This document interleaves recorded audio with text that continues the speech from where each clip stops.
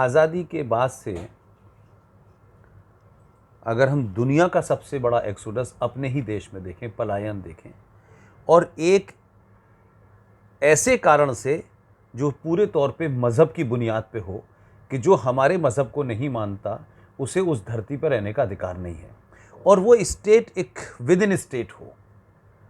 कश्मीरियों के बारे में बहुत सारी बातें कही जाती हैं, और कश्मीर हिंदू पंडितों का पलायन, उनकी हत्याएं 2,500 हुई और 2.5-3-4 लाख लोग वहाँ से भाग के गए, और ये पलायन धीरे धीरे धीरे धीरे करके उन्होंने इसको समाप्त कर दिया।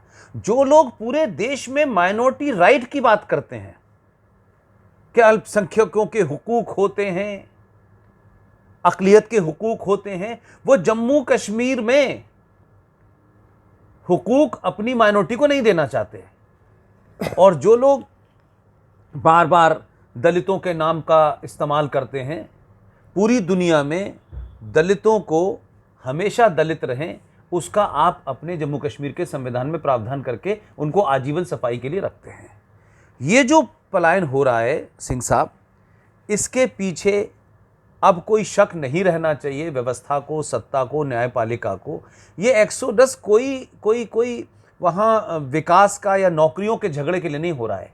वो आपको यानी काफिर को, गैर मुस्लिम को देखना ही पसंद नहीं करते, लेकिन गैर मुस्लिम के उस काफिर के पैसे से अय्याशी करना, राज चलाना, पैसे का इस्तेमाल करना तो चाहिए उन्हें, लेकिन काफिर पैसा दे, लेकिन काफिर वहां रहे ना, और रहे तो सिर्फ हमारी गंदगी साफ करे। इस मानसिकता से कश्मीर का यह सिलसिला लंबा चल रहा है। यह किलिंग भी कोई नई नहीं है, और आगे भी किलिंग होगी। और आप काउंटर में आज 5 मारे गए, कल 2 मारे गए, कल 4 मारे गए, तो ये जो सेना के लोग भी हैं ये भी तो हिंदू ही हैं। तो चाहे सिविलियन मारा जाए, चाहे टीचर मारा जाए, चाहे गोलगप्पे वाला मारा जाए, और इसमें अगर कोई एक आध मुसलमान भी मर गया तो उससे कश्मीरियत नहीं जिंदा होती है सर।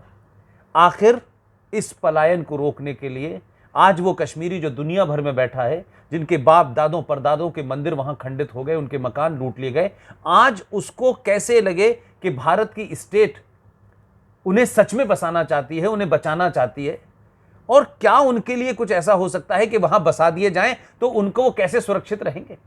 इसका कोई पुख्ता इंतजाम है, या सिर्फ कश्मीरी हिंदू पंडित दुनिया में स्यापा करने के लिए पैदा हुए हैं, सिर्फ इस्लामिक मुसलमान जिहादियों के हाथों मरने के लिए पैदा हुए हैं, और भारत का हिंदू 80% 90% जो है सिर्फ उस मरने के बाद एक कंडोलेंस करे, कुछ दुख जाहिर करे, कुछ सरकार में आगे पीछे हो, और फिर वही, और फिर 10 दिन के बाद कुछ मार दे। तो यह सिलसिला रुक नहीं रहा।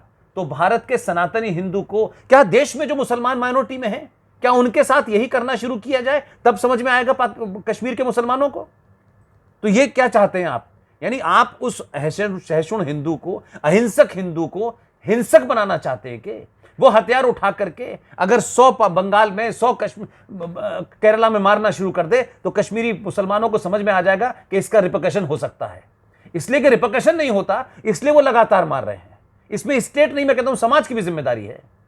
आप एक छोटा सा लड़का, 23 साल का लड़का किसी ड्रग्स में पकड़ गया, महबूबा मुफ्ती कहती है कि शाहरुख खान के लड़के को इसलिए पकड़ा है कि वो मुसलमान है। पूरे देश में ये नैरेटिव चल चुका, लेकिन क्योंकि एक बड़ा नैरेटिव दबाना है, उसकी आड़ में आपने मुसलमानों हिंदू को मार दिया। मुसलमान है, लेकिन ये नहीं बोलते कि उसकी माँ भी तो हिंदू है ना। हमें वो कैसे बोलेंगे? क्योंकि वो उनके यहाँ तो औरत की स्थिति वो नहीं है ना, तो औरत का बच्चे का तो नाम जाएगा नहीं। ये भी मैं वही कह रहा हूं कि यही विक्टिम कार्ड अजहरुद्दीन कप्तान बनता है, पद्मश्री लेता है, तब तक तो कुछ नहीं होता, लेकिन जैसे ही ड्रग्स में पकड़ा जाता है, फिक्सिंग में पकड़ा जाता है, तो वो मुसलमान हो जाता है। तो इससे भारत की सरकार को, स्टेट को, नेशन को कब तक ब्लैकमेल होगा भाई भारत? इसका कोई हल है क्या? एक मुझे याद है ऑन द लाइटर साइड की एक आम सभा में संजय दत्त ने भी कहा था कि मुझे बहुत पीटा गया क्योंकि मैं मुसलमान हूँ। तो उसके फादर तो मुसलमान नहीं थे, और मदर भी जो थी उसकी, मदर भी के फादर एक त्यागी थे, त्यागी ब्राह्मण थे, जी जी जी, जिन्होंने इस्लाम में कन्वर्ट किया था। ठीक है, तो फादर भी एक तरह के, मतलब कभी हिंदू थे, हस्बैंड। कितने फादर थे वैसे? शायद मतलब उनकी माँ की कितने मामा? तीन उनके 3 शादियां थी। 3 शादियां थी। 3 शादियां थी उनकी। तो उन्होंने बाद में उन्होंने कन्वर्ट कर लिया था जो हम ये। तो एनीवे दैट इज़ कि मैं ये कह रहा हूँ कि जब कोई बोलता है कि ये मुसलमान है तो उसकी माँ का बारे में भी बताओ ना। अब हिंदू का बेटा, अब जोधाबाई का बेटा ऐसा क्यों निकल गया, या बाकी जो तमाम ये थे, औरंगजेब क्यों ऐसा निकल गया, मतलब ये तो मनोवैज्ञानिक बातें हैं, मतलब मनोविज्ञान में जाने की इसकी ज़रूरत है। तभी मैं लोगों को कहता है कि थोड़ा अब इस्लाम और जिहाद के बारे में ज़रूर पढ़ लो। लेकिन जो आपने कश्मीर के संदर्भ में कहा, आपने ये बड़ी अच्छी बात कही कि ये दलितों की आपने बात की, तो साहब गोलगप्पे वाले को तो आप मार रहे हो। वो तो दलित है, वहां जय भीम नहीं आया। नहीं, वो एक तरह का दलित है, ठीक है। आप मेडिसिन शॉप ओनर को मार रहे हो, ठीक है, वो कश्मीरी पंडित।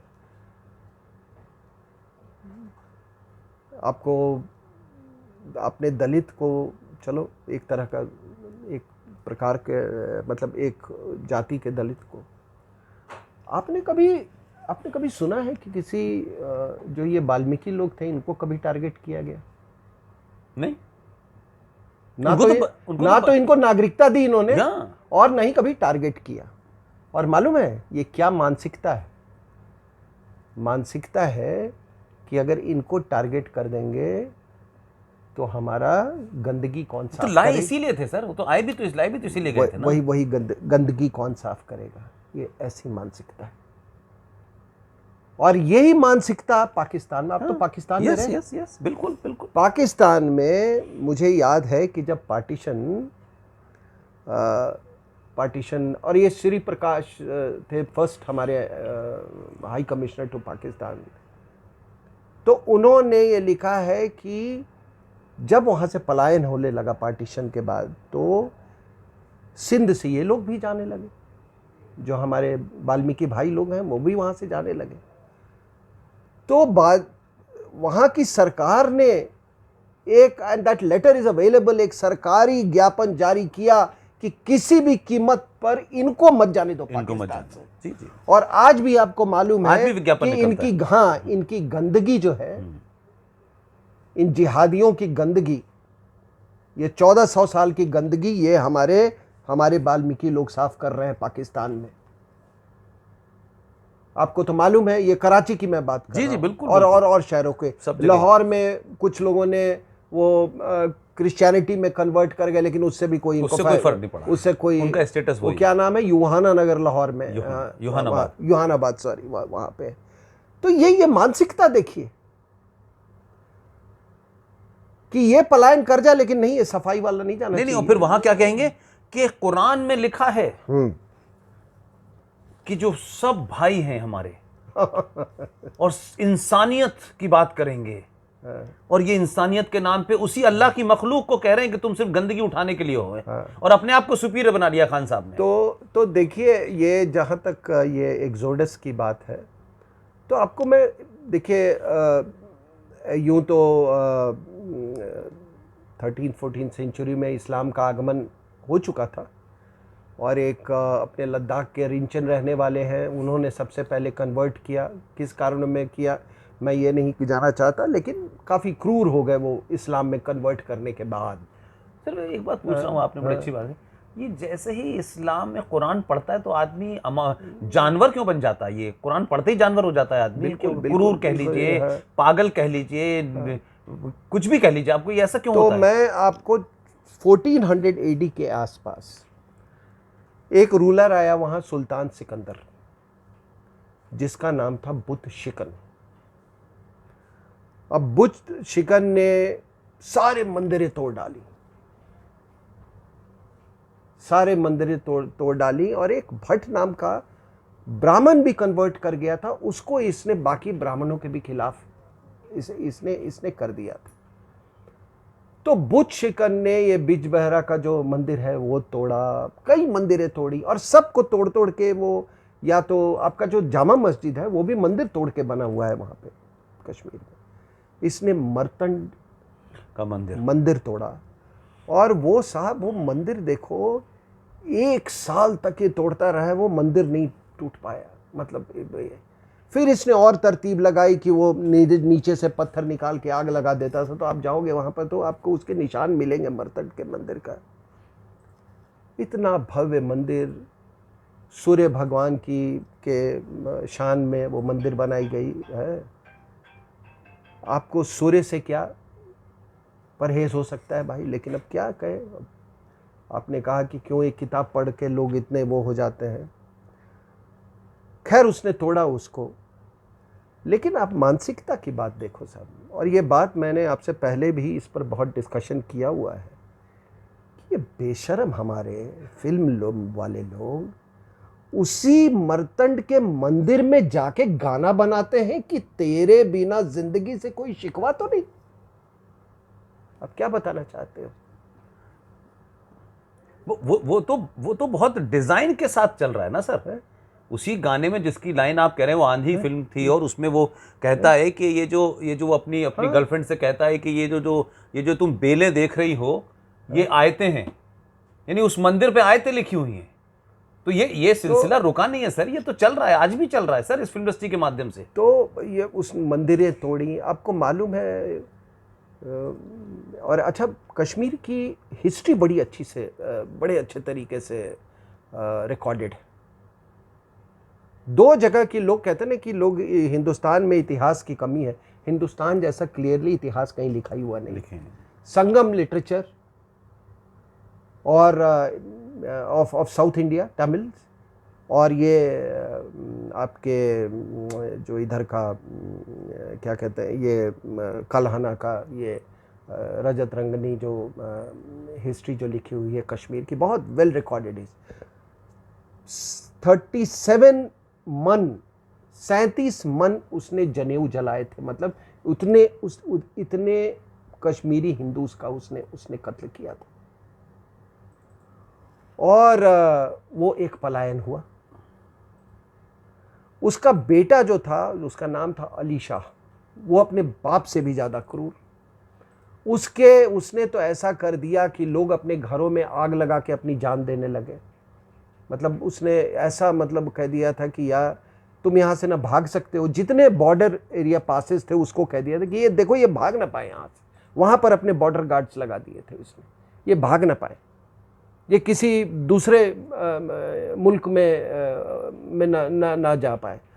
तो वो आग लगा के लोग मरे। यू विल नॉट बिलीव, लोग जहर खा के, लोग पहाड़ों की चोटियों से कूद के अपनी जान देने लगे। फिर एक एक्सोडस हुआ वहां से। फिर ये मैं कुछ एक्सोडस की आपकी बात का, औरंगजेब के पीरियड में औरंगजेब ने अपने गवर्नर्स भेजे, उसने फिर वही प्रोग्राम शुरू कर दिया कन्वर्जन का।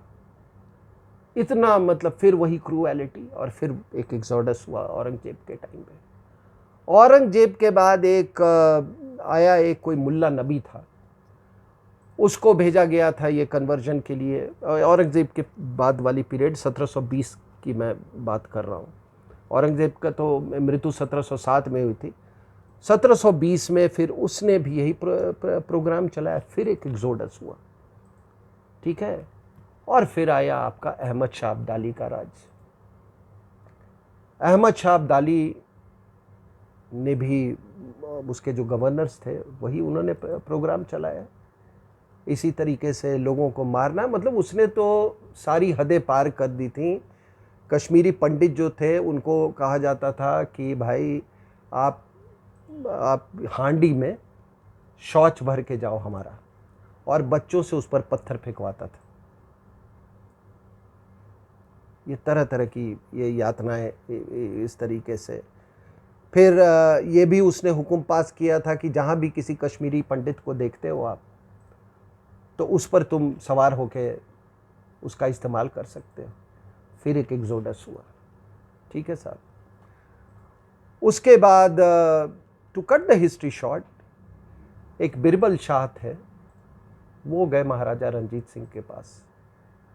और हाँ, औरंगजेब के टाइम में आपको याद होगा कि इतनी यातना हुई कि गुरु तेग बहादुर को मतलब अपनी कुर्बानी देनी पड़ी उसके लिए। गए वो लोग, वो कुर्बानी देनी पड़ी।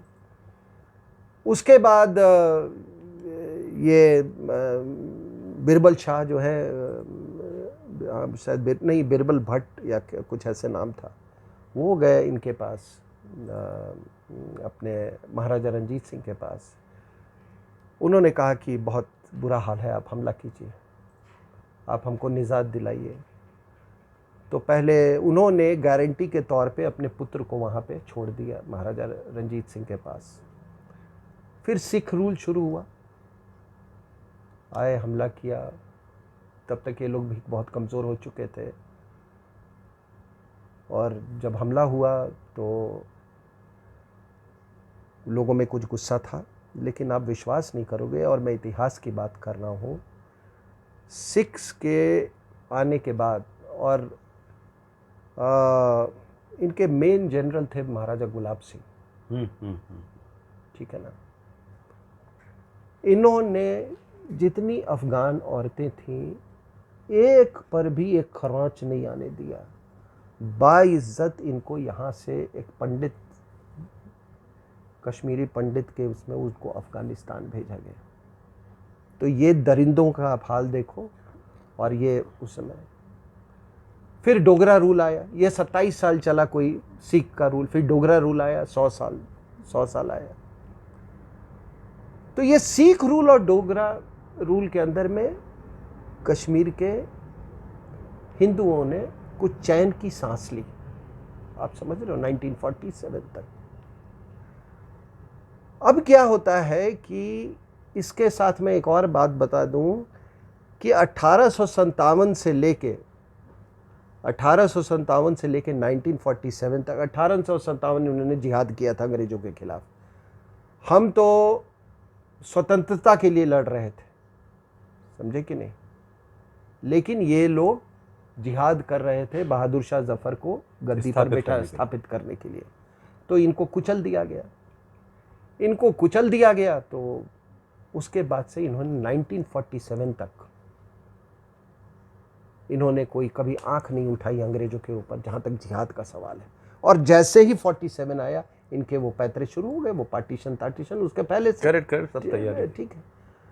तो हमारे कश्मीरी हिंदुओं का ये कहना है कि भाई, जब हम सिख रूल में हम महफूज थे, हम डोगरा रूल में महफूज थे almost 127 years.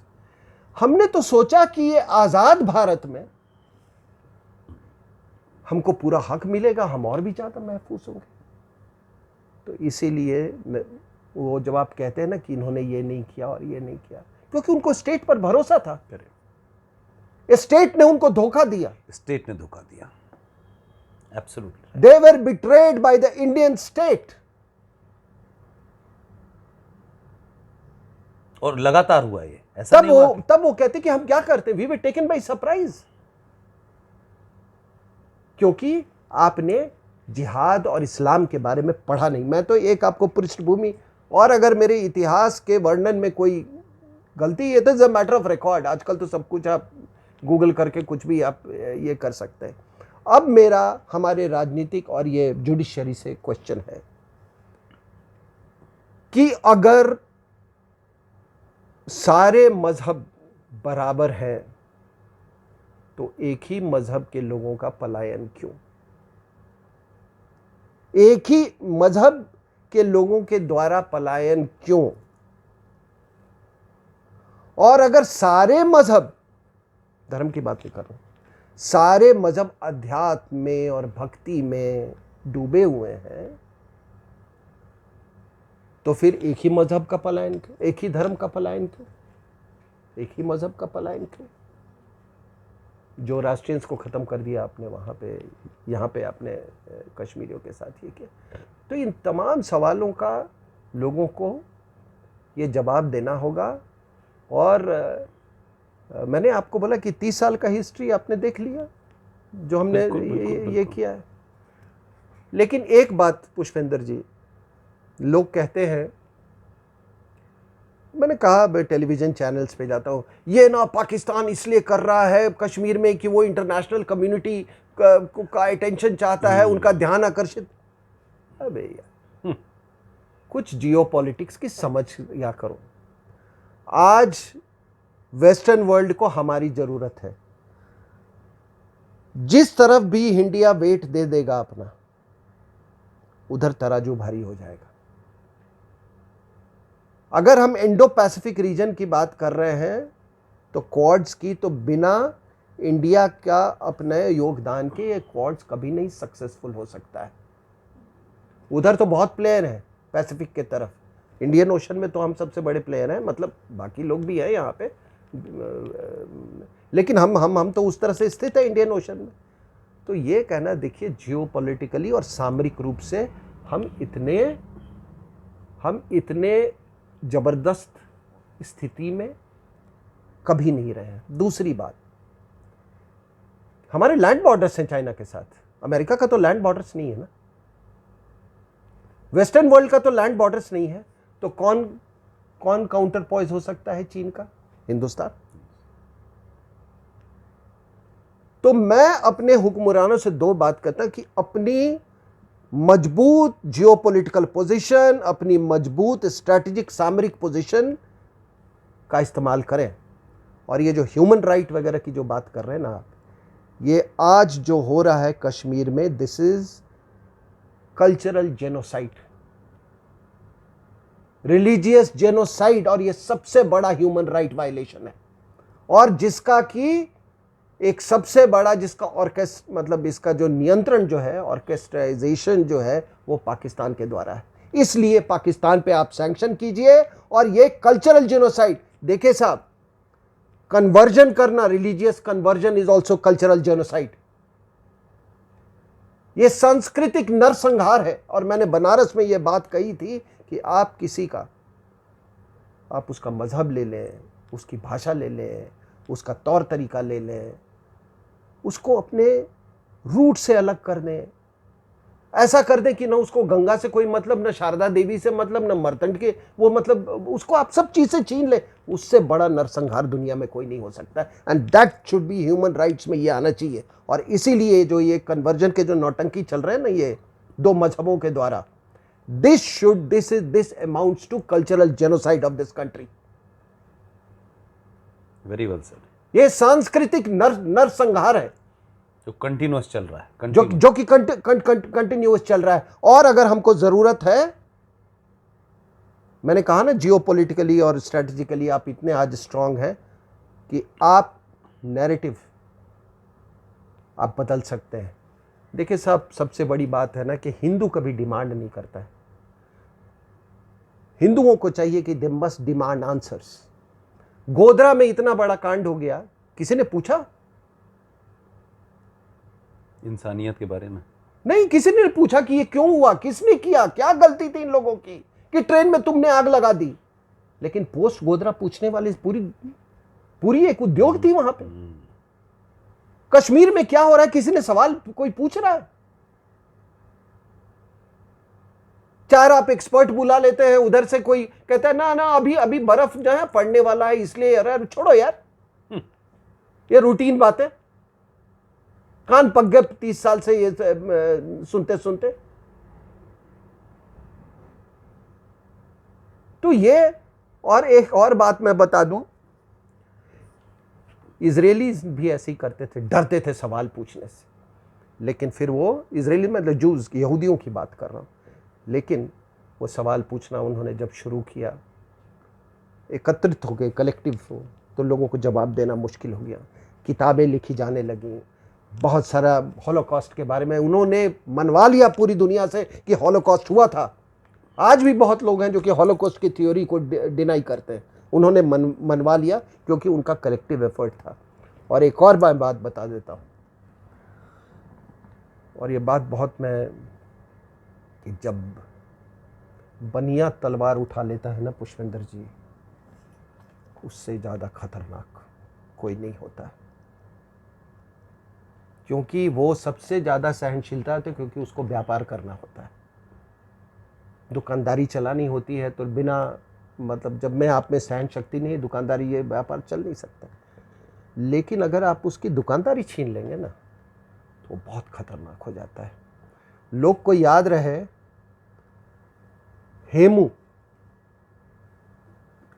Hemu was from Vysya community, ठीक है ना। वो एक तीर आपको इतिहास गलत एक तीर, it was very unfortunate, it pierced his eyes, otherwise उसने मुगलों को यहाँ से दिल्ली से खदेड़ दिया था हेमू ने। He was a business. यहूदी जब इजराइल बनाए तो ये सारे आपके ब्रिटेन वाले, और ये मैंने कई जगह ये पढ़ा है कि वो उनको कहते थे कि तुम कभी भी वो अरब्स कहते थे देखो हमने आपको तो इतना ये किया, सपोर्ट किया, ये क्या किया आपने इजराइल बना दिया, ये किया। तो वो कहते थे कि यार घबराते क्यों हो, ये तो बनिए हैं, ये बिजनेसमैन हैं, ये 2-4 साल में अपने आप ही यहाँ से भाग जाएंगे हैं, इन्होंने कौन सा लड़ना है। लेकिन आपको मालूम है कि एक लड़ाई में एक साथ 6 अरब मुल्कों को ठोक दिया उन्हीं बनियों ने, जूस ने। तो ये इसमें हमारे लिए एक बहुत बहुत बड़ा मैसेज है। और हम आप एग्जिस्टेंस की लड़ाई लड़ रहे हैं, हमें एग्रेशन होने की ज़रूरत नहीं है, हमको ऐसे ही एग्रेसिव होने की ज़रूरत नहीं है, लेकिन आप एग्जिस्टेंस की तो लड़ाई लड़ोगे ना। एग्जिस्ट करने का तो हक है।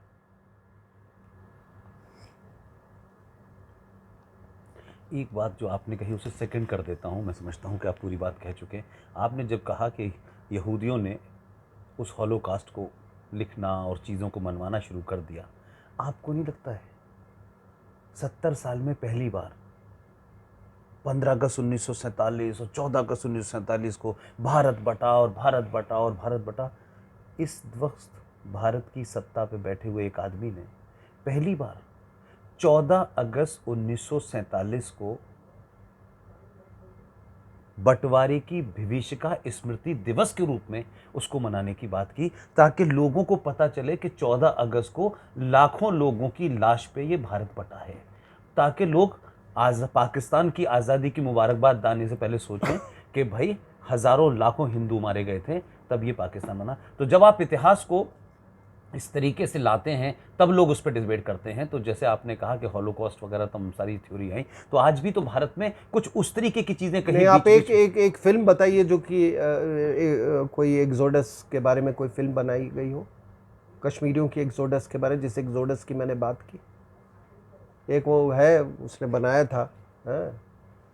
और वो एक खाना पूर्ति ही था। हाँ, वो जबरदस्ती की करेक्ट। आप कोई एक किताब बता दो जो एग्जोडस के ऊपर में लिखी गई हो। अखलाक के ऊपर तो किताब भी लिख दी गई सर, लेकिन तो आप क्या कहें। That is there.